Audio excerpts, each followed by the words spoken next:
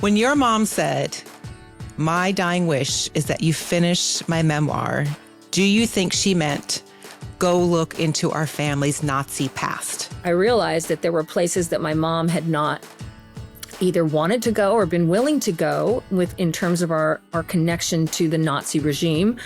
I wanted to know. And so, Steph and I think, went into it very clear-eyed with, we want to know the truth. Hi, friend. It's Daryn. Welcome to Call Me Friend, the podcast where we call my friends. As you know, I've done a lot of things in my life and in my career. I've been a TV news anchor. I've written books, a website, Airbnb host, mother, wife, animal lover, a lot of things. But there's one thing I have never really done, and that is produced a podcast. Between you and me, I have very little idea what I'm doing here. Thank goodness I have a friend who does, and I think you're really going to like her. Suzanne Rico and her sister Stephanie have created The Man Who Calculated Death. Now, that is a really heavy title, I know. Basically, these are two sisters who went on a journey to discover the truth about their German grandfather, only to find out, get this, he was one of the main weapon designers for Adolf Hitler in World War II. That is a lot to discover. What do they do with that information, and how do they turn that into a compelling, amazing podcast, which really it is. I'm kind of obsessed with it. There's one way to find out. I think we need to call her.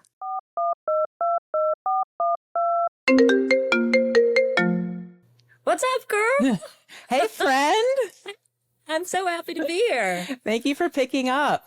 Yeah, of course. Always for you. I have to tell you a funny story, a very small world story. So about a month or two ago, I'm in Phoenix and I'm having drinks with Gene Ulrich and his wife.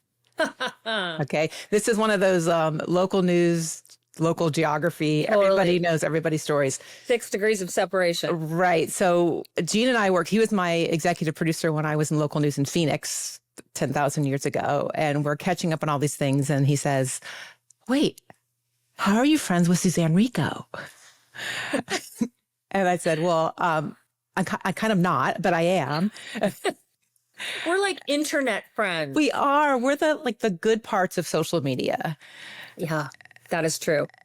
And I explained how, we're friends on Facebook, and I started noticing these kind of parallel live things that we have going on, being recovering TV journalists, first of all.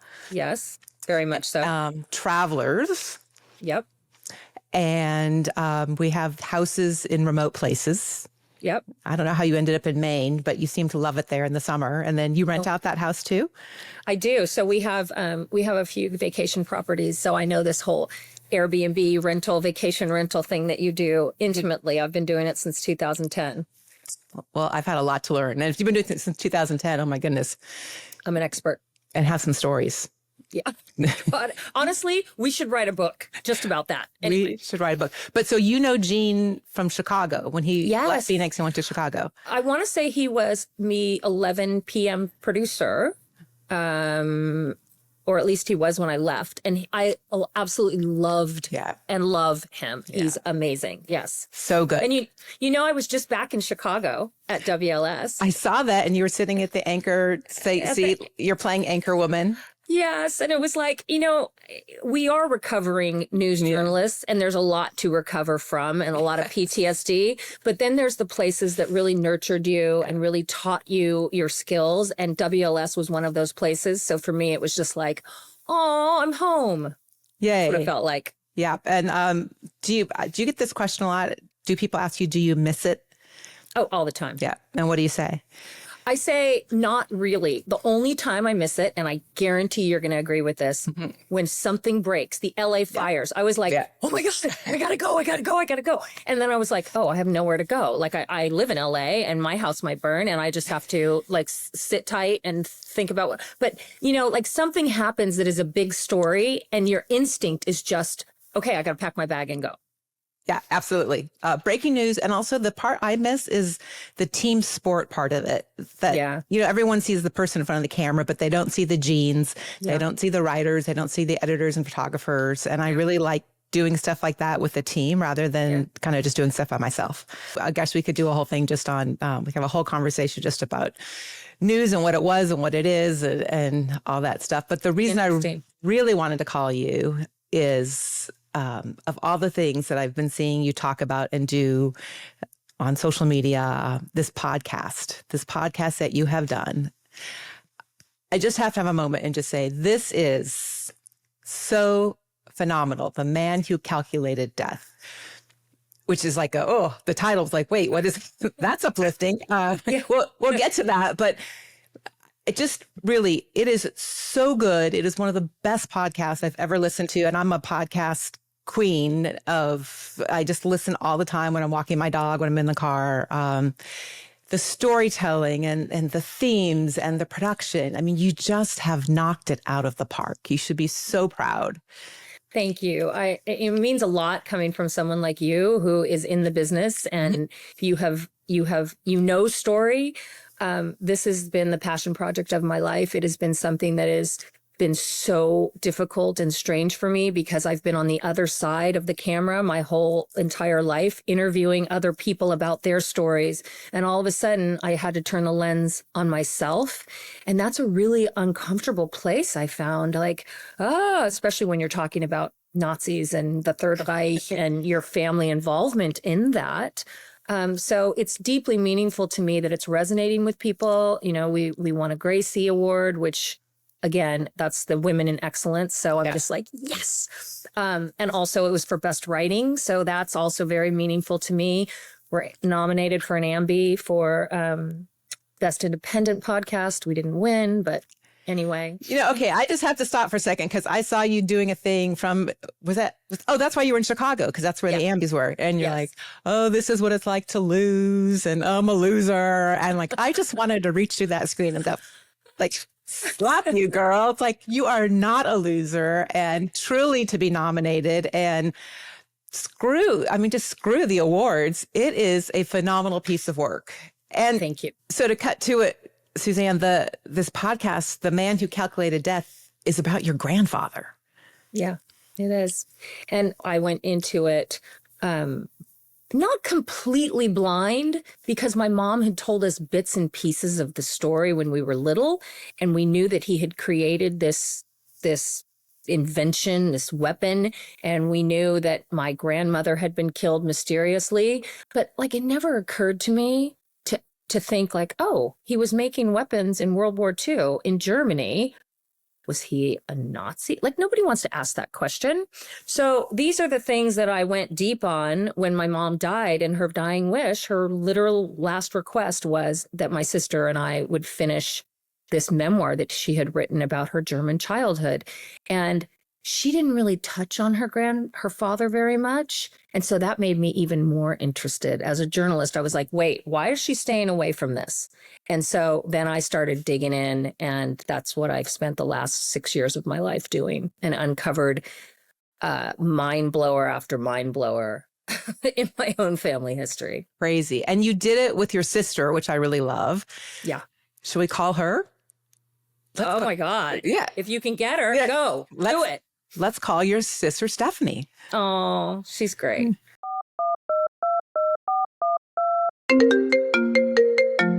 Well, hello. Hey there.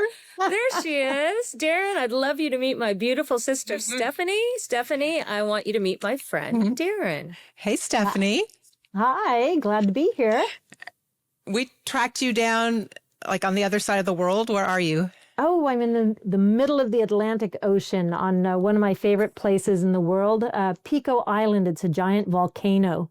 I wanted to talk to you, talking with the sisters about this podcast that I just can't get over, The Man Who Calculated Death. Yeah. I've keep scrolling myself away so that I can listen to every single episode because I'm like, but what about? It's just such a phenomenal accomplishment. And the fact that you did it with your sister is extra special. But didn't this all start, you guys, on your mother's deathbed? This is a request from your mom. Yeah. She wanted to finish her memoir. She had a rough draft completed. I was editing it. She was too ill really to work on it. And as we realized that she was going to die, she asked us, please, this is the one thing I want you guys to do, is to finish my memoir. That's how important it was to her, is to unravel her past. And it's a way for us to also understand our own past.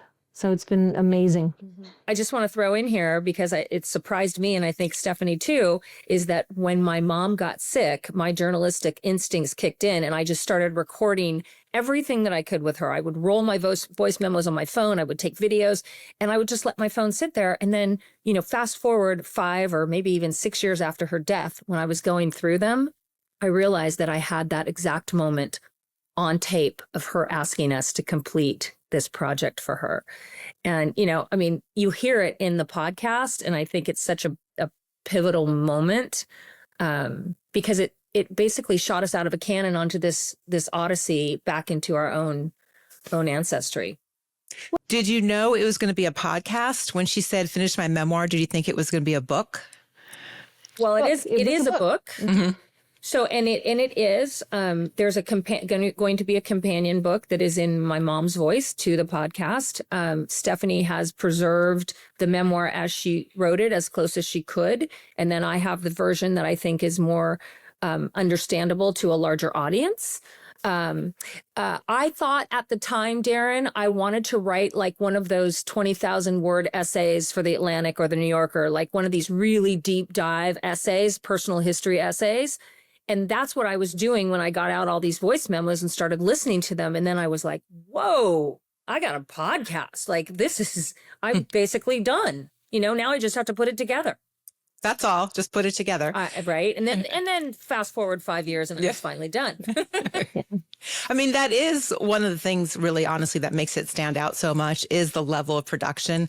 It's not, like this, just flip on a mic and make a podcast. I mean, there's so much sound and production and, to talk on our TV news, there's Nat Sound, right? There's so much of that. I mean, how did you know how to do that?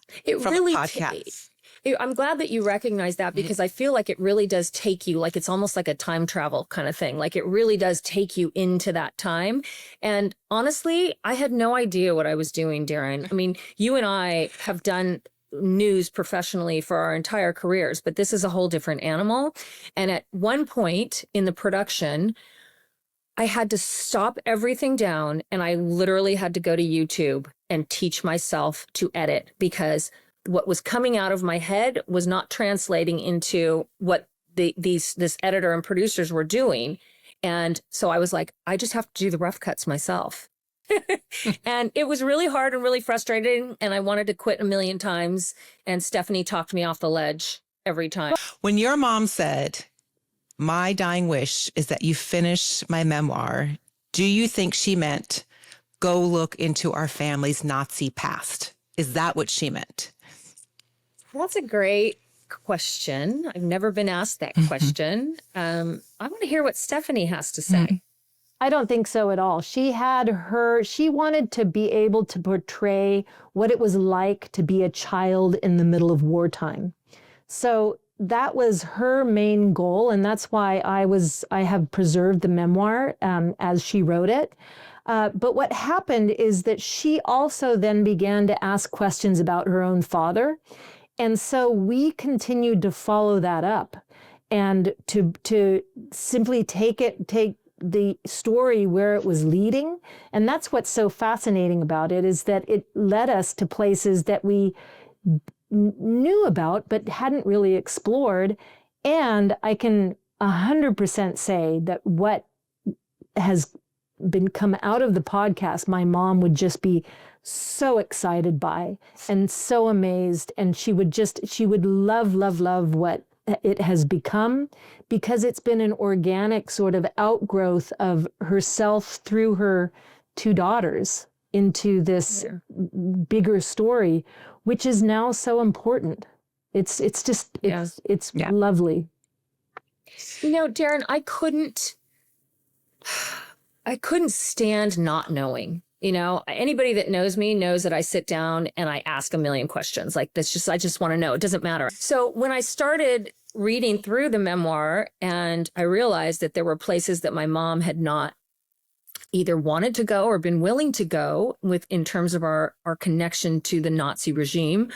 I wanted to know. And so, Steph and I think, went into it very clear-eyed with, we want to know the truth.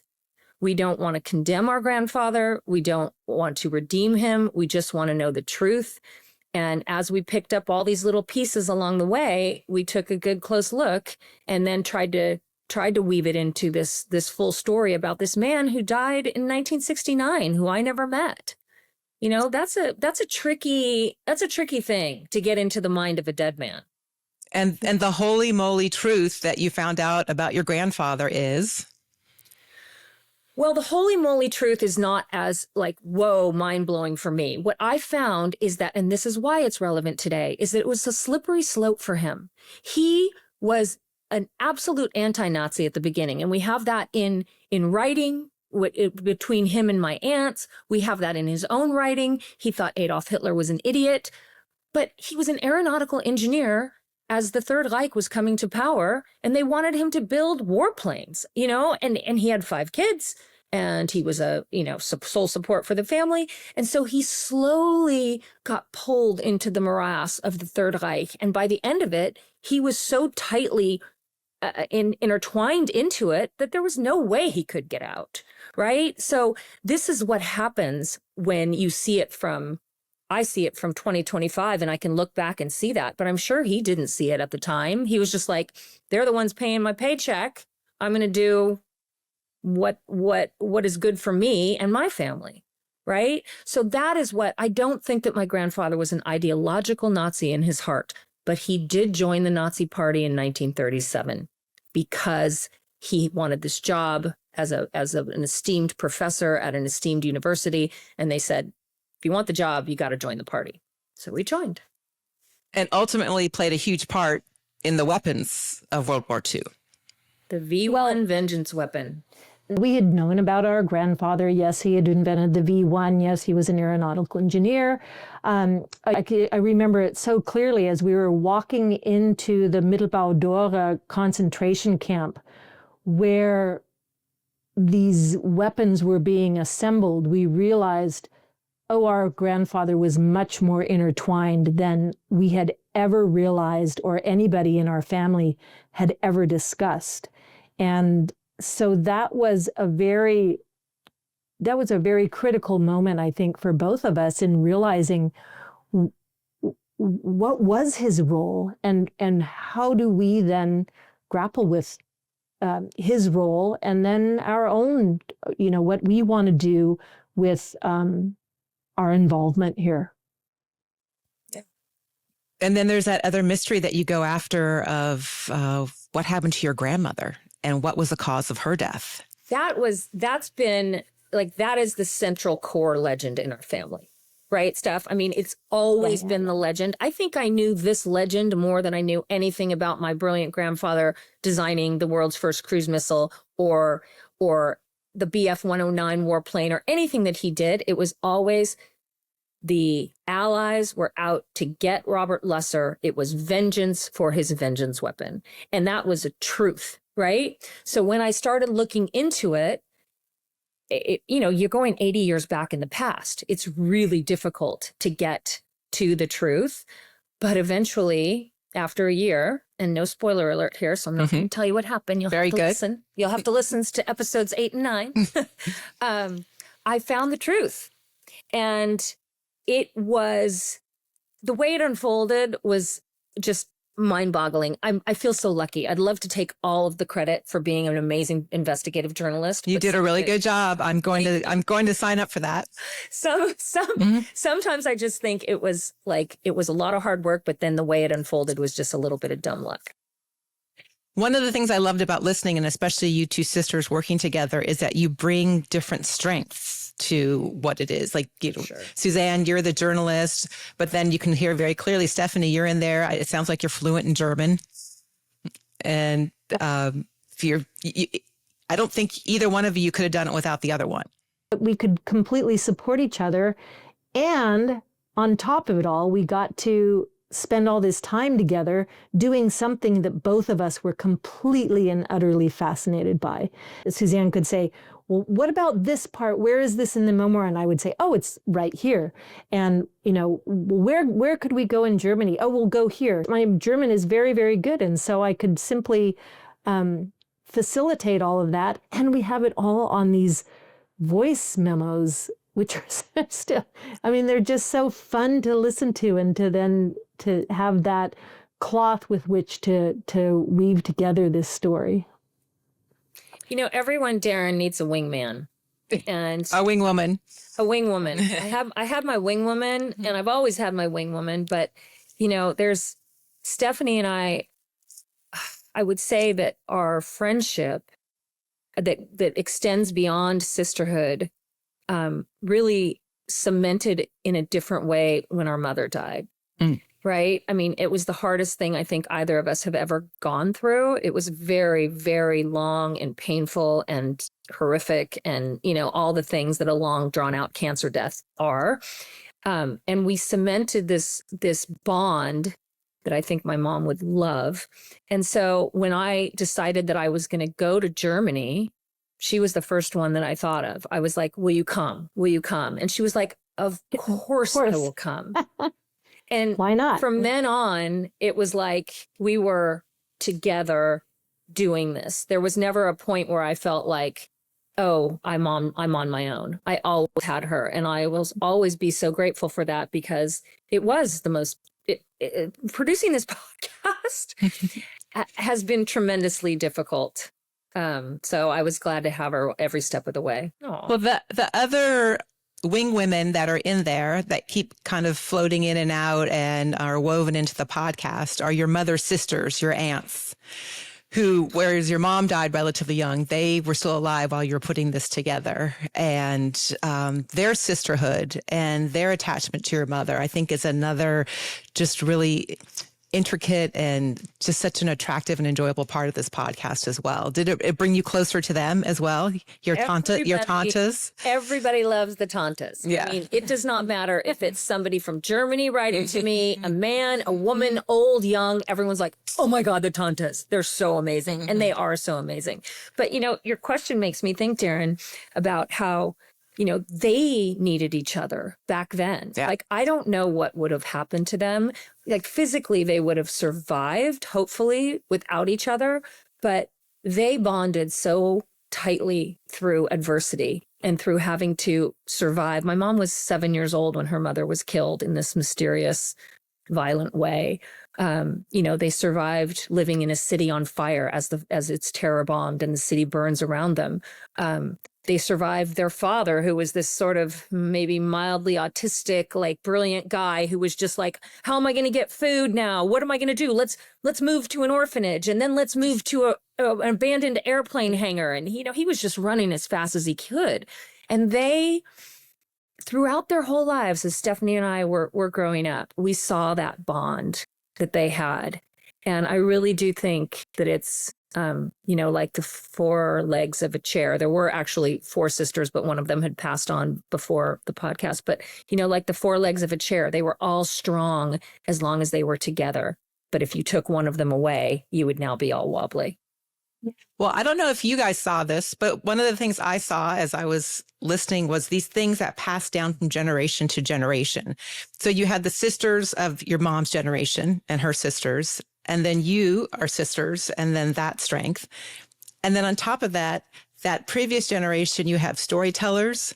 And then even in your grandfather, you have this scientific, engineering, mathematic genius. And Stephanie, that's you. You're that.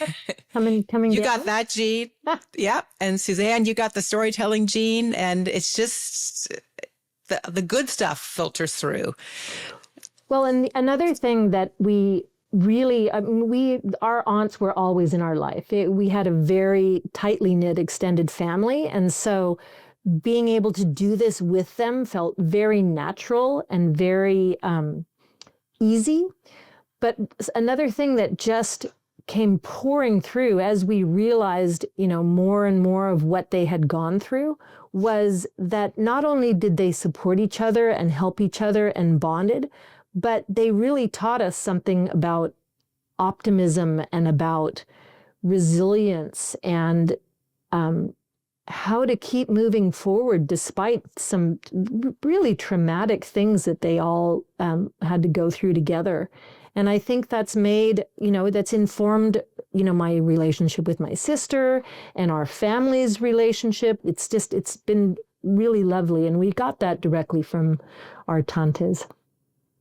Yeah. And that, Daryn, the other thing that I just love about my tantes is, again, we are treading in really, quicksandish waters here with really, you're talking about themes like Nazis and authoritarianism and Adolf Hitler and, your own family being involved in something like the Holocaust, peripherally. And my aunts were so willing to share their stories. They were so willing to be honest. If they didn't know, they said it. If they disagreed with me, they said it.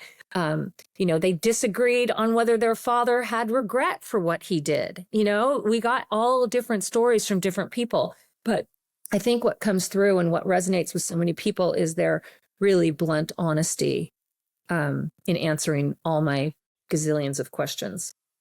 So through your questions and through your investigation, you find some incredible things about your family, about your grandfather, about his involvement in World War II, in the Third Reich, in the Nazis.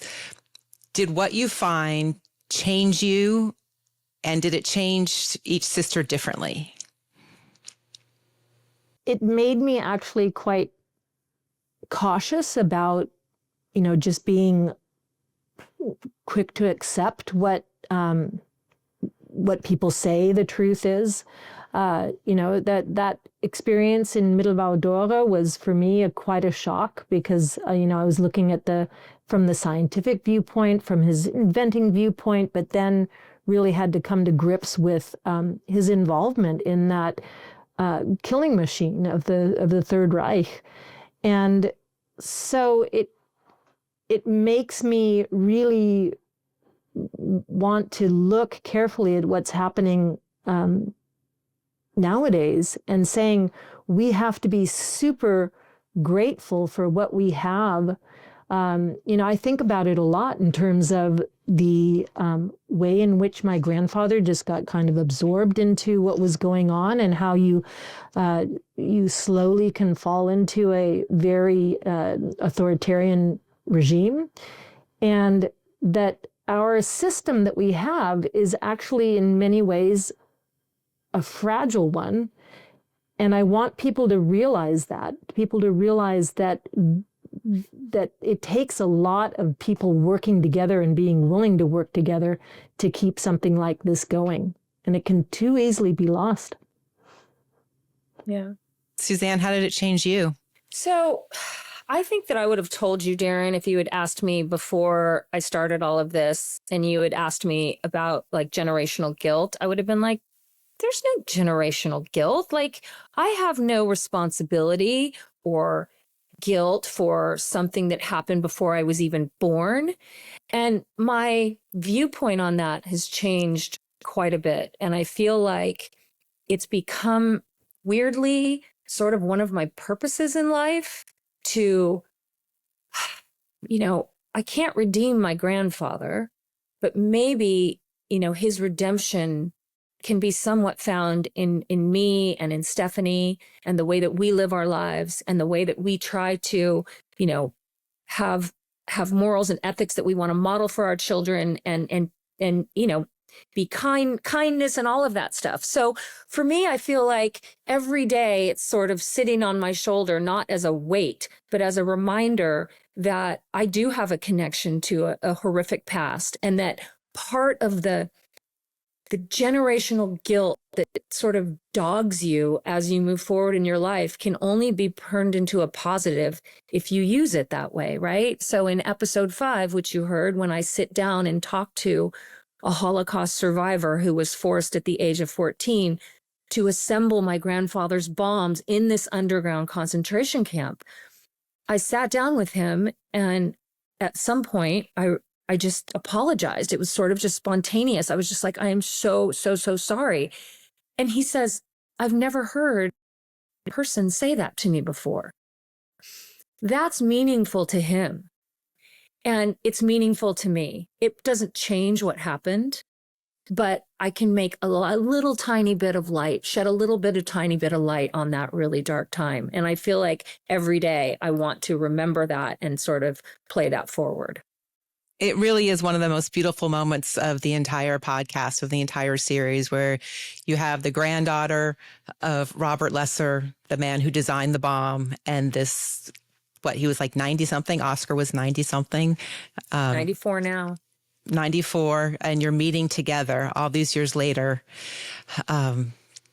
Time goes forward, and the choices we make can somehow find some kind of redemption. It was so beautiful. What a beautiful, beautiful thing that I was able to give that little tiny gift to him, And we have become, you're talking about friendship, right? That's your theme here.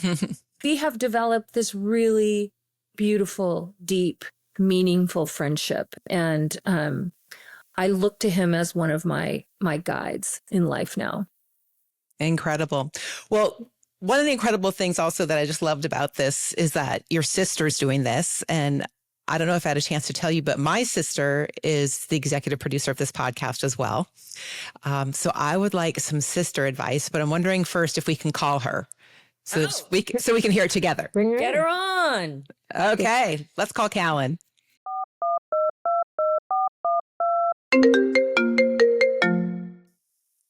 There she is. Here's Callan.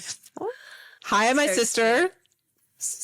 Hi, Stephanie. Hi, Suzanne. Hello. So nice to meet you. So nice to meet you. And I'm noticing that you guys both have short hair and we both have long. I don't know. Daryn just cut her hair short, and I am absolutely her guinea pig. So many years ago, she said, maybe you should cut your hair short. I want to see what that would look like on me.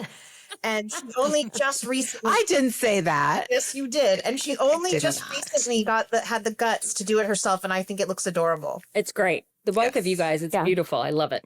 So, Callan, I've been telling you that this amazing podcast I've been listening to, The Man Who Calculated Death, is just one of the best podcasts I've ever listened to, produced by the two sisters, Susie, and Stephanie Rico. And I thought it'd be great for those sisters to give us advice, since we're sisters now trying to figure out this podcast world. Yes, please. Some advice on working with your sister would be awesome. I mean, I say that like we haven't been working well. We have had such a great time, but I was so excited to meet you two so we could just chat about what it's like to work with your sister. Well, first thing I want to know, I got to turn it around back to you guys and say, just give me the 30-second history between you guys. Have you guys always gotten along? Do you guys like each other? I think that's the most important thing before I answer any question. So I would say the most important thing to know about us is we have a brother who's 13 months older than I am, but I'm 7 years older than Callan. So I was kind of her mother sister. We had a mother who was kind of done with mothering by the time she came along. She was my first child. So I raised her. Yeah. Daryn was 7 when I was born. Came out like ready to be loved, and she took that job on immediately. So at every school graduation, I had the largest painted sign. I had the best welcoming committee when I came home from camp. She was my person sort of like from the go. And I think that, and obviously our relationship has evolved, and we really are truly friends now as much as we're sisters. I mean, I'll always be the baby. That will always be the case. That is true. I'll never not remind her that she's 7 years older than me. But I think that working together as sisters, this podcast, obviously, we only have just been working on it in the last 6 months to a year. And I see my sister so clearly. I see her strengths and her abilities, and this podcast was so clear to me. And that's been a very interesting journey, because I was really like, oh no, this is the pot. Like, you get it. Like, you have these amazing, like, even just this conversation, my sister, one of her favorite things is talking to her people and then introducing her people to their people and meeting other people. And that is, that just is so inspiring to me. I'm not really like that, honestly. And so I think it's just been really great to work with her in that way. Do you guys find that you see each other in that, like, you see each other in ways that other people don't? I love what you just said, Callan, so much, because it actually like almost brings tears to my eyes, because I feel so much the way that you're talking. I feel that support from Steph. And like Daryn and I have been on air and on camera our whole entire lives. And it's a great place to be, but it can also be kind of a lonely place. And it can be, people pick at you and, oh, you didn't look good, or you blah, blah, blah. And that was our mother. Oh, God. Yes. I'm sorry about that. But what I've gotten from my sister is it sounds like what you have gotten too, is just really this tons of unconditional acceptance and sort of like a support that is priceless. It is a priceless thing, because not only are you sisters, but you're friends. And, Steph and I did not start out being each other's welcome committee. We're only 18 months apart. We were definitely in competition. We were in competition. We would fist fight occasionally. We were not each other's greatest supports. And then really, although it was a lot of times we were. It was back and forth. Well, we would have fun. But it really was. I mean, I remember what the turning point for me is when I got divorced. I had a quick starter marriage, when I was 30 years old, and that lasted 2 years. And, where did I go when I needed to lick my wounds? I went to my sister, and she supported me. And that's when, you're talking, Callan, about like you see each other a little bit more clearly in the lens of not like, oh, you're my sister, I grew up, you bugged me, or you wore clothes, whatever. It's like, this person is the person that I can count on. And so what advice would I give you guys after going through this together? The most important one, which is with every relationship, whether it's a friendship or a sister, is that you have to talk out the hard stuff. You have to have conversations about the hard stuff. If there's something that you guys are like, oh, I wanted to do it this way, or I don't think you should do, like, you have to sit and talk about it. Otherwise, you build the brick, right? The bricks go in the wall, and then pretty soon you're mad. And that's what I would say. Steph and I, we'd still fight sometimes, but we always make up, and we always air that shit out. Always. It's funny, you guys, you will know this, Callan and Daryn, like your sister is the person where you can, or stressed or anything, you can fire off at them the most because it's safe.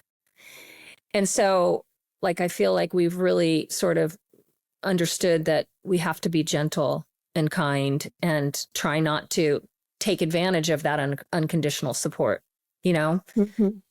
Those are all really wise words. All these nice things that I've said to you, though, actually to the Rico sisters, I do have a bone to pick with you. I want to know. So I'm listening to this podcast, and I'm, episode 1, episode 2, I just get more and more and more in. And I have this burning question towards the end, and it's 9 episodes, right? It's 8 or 9. So I'm in 9, and I still have the question. I'm not going to say what it is. The question, I'm watching the time go down, down, down, down. I'm like, they're not getting the question. And you get to the end. Oh, that's season 2. There's a whole sequel, which is fabulous. So there's more to look forward to. But who is the sister who said, oh, we're going to make Daryn wait to answer the question? I'm working on season 2, Daryn. I'm working on it. Come on. Don't make me come for you, Susie. Don't make me come for you, because I'll come for you. Yeah. Well, I mean, but it was also just so natural because, and also that's where my mom's memoir, it pretty much is through Germany, and then it goes into the move to the United States, and it's just, it's a whole different phase, and it's a whole different set of questions. It's super interesting. It has a lot to do with, immigration and how did we end up getting here, and it influenced our entire trajectory of the entire family. So it was a natural break. It seemed very, okay. That's the question. Very normal. Yeah. That was the question. How did you get to the United States? So I know I have to wait, but I need to know. I need to know. Thank you so much for the advice, for the time, for the well wishes, for the sisterhood, for all of it. For people who are listening, for friends who are listening to this conversation, where can they now go listen to the podcast? Anywhere you get your podcasts. The Man Who Calculated Death. If you want to get some bonus content, you can go to the website, www.themanwhocalculateddeath.com. And, if you're like me, you want to see pictures of the people that you've been listening to. So there's pictures of my tantas. There's pictures of my grandfather. There's pictures of Stephanie, me, my mom, when she was a kid. There's all kinds of great bonus content on there. And yeah, follow along and leave a review. Let me know what you think. They've been good so far, knock on wood. I did one just the other day. Gave you all the stars and all the love. Awesome. And we'll put a link to all that in the show notes as well. Great. Right.